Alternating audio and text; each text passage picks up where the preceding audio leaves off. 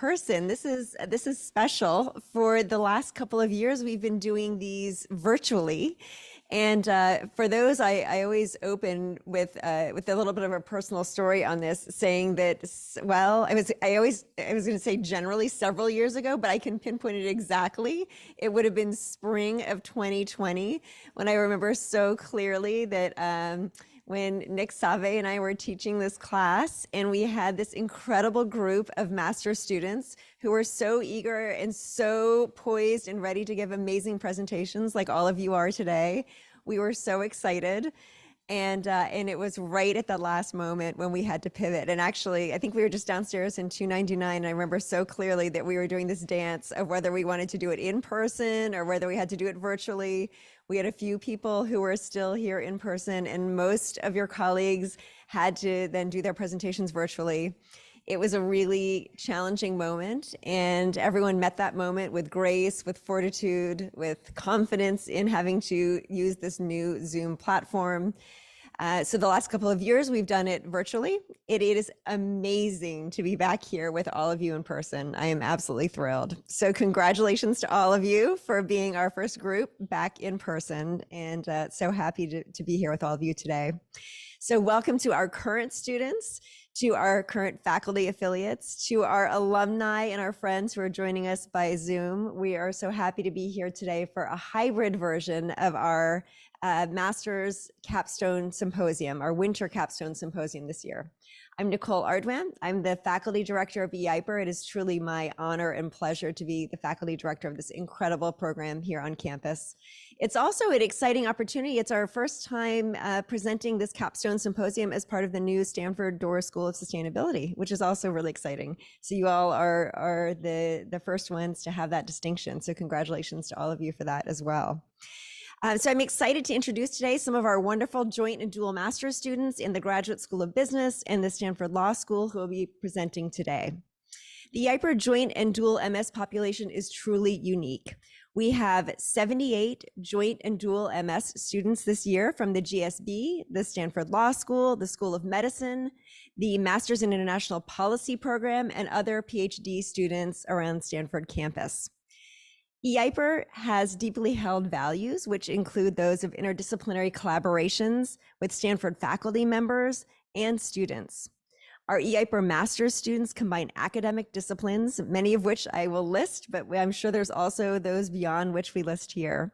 Those include ecology, energy, earth sciences, engineering, psychology, political science, sociology, law, business, ethics, communications, economics, public policy, psychology, anthropology, and more.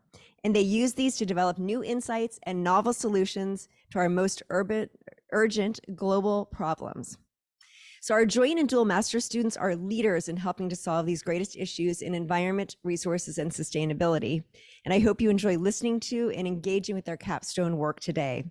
I'd like to introduce Dr. Anna Lee and Professor John Weyant, who've been our instructors this quarter. We're so grateful for your time and your energy in working with these incredible students, and they'll be guiding us through the symposium today. So thank you, Anna and John. And thank you, Nicole. And thank you again, everybody who's here and everybody who's joining us on Zoom. It's such a great opportunity to share all the work that these students have done over the last 10 weeks and actually more. So what you're seeing here is, well, actually, I'll just start by saying, yes, I am the lecturer for E-IPER. And I also had the privilege of working with John and Randall to facilitate this capstone course this quarter. Recording in progress. And so we got to see, I got an echo here. Okay, so we got to see these projects develop from a project pitch 10 weeks ago to today, the projects that you're going to witness today. And it was really cool to see. I want to also say that it wasn't just a 10-week project, that the students came prepared to build upon the things that they'd been learning in both the E-IPER program and in their home programs, to treat this quarter as a culmination of all of that and an opportunity to synthesize the ideas from all of that and to apply them to real world problems. So that's what you'll see today in eight different presentations. I'll let them speak for themselves, but I want to do a couple of logistical notes for how we're going to run the afternoon. So as I mentioned, 8 projects. 6 are individual ones, and there you'll see 2 groups.